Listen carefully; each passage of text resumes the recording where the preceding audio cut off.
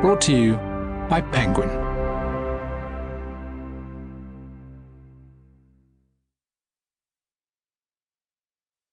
The Russia House by John le Carré. Read by Gildert Jackson.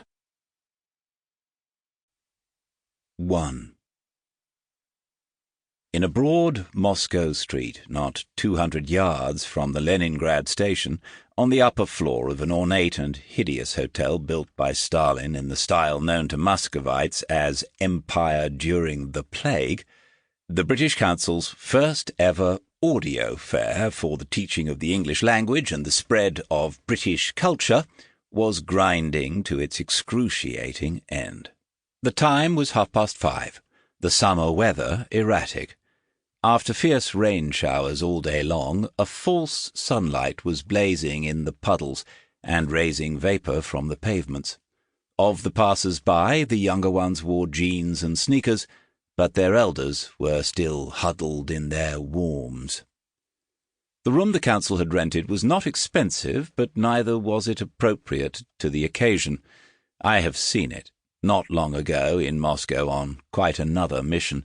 I tiptoed up the great empty staircase, and with a diplomatic passport in my pocket, stood in the eternal dusk that shrouds old ballrooms when they are asleep. With its plump brown pillars and gilded mirrors, it was better suited to the last hours of a sinking liner than the launch of a great initiative. On the ceiling, snarling Russians in proletarian caps shook their fists at Lenin.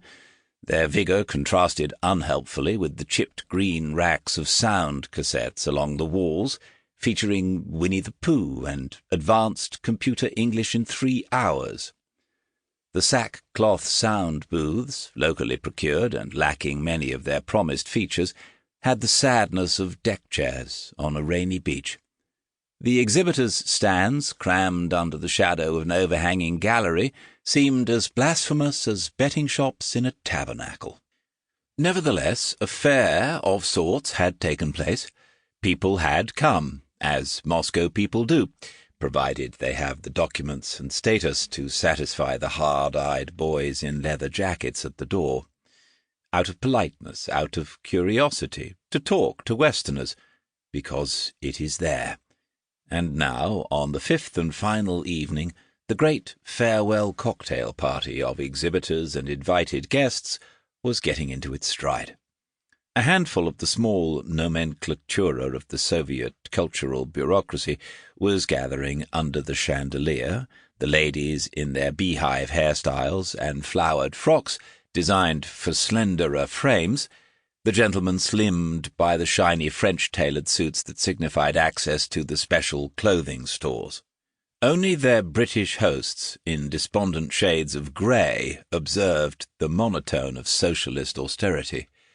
The hubbub rose. A brigade of pinafored governesses distributed the curling salami sandwiches and warm white wine. A senior British diplomat, who was not quite the ambassador, shook the better hands and said he was delighted. Only Nicky Landau, among them, had withheld himself from the celebrations. He was stooped over the table in his empty stand, totting up his last orders and checking his dockets against expenses, for it was a maxim of Landau's never to go out and play until he had wrapped up his day's business.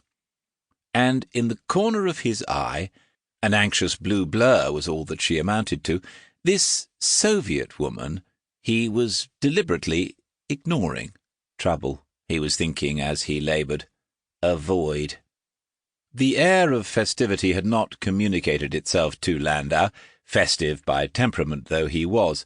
For one thing, he had a lifelong aversion to British officialdom, ever since his father had been forcibly returned to Poland.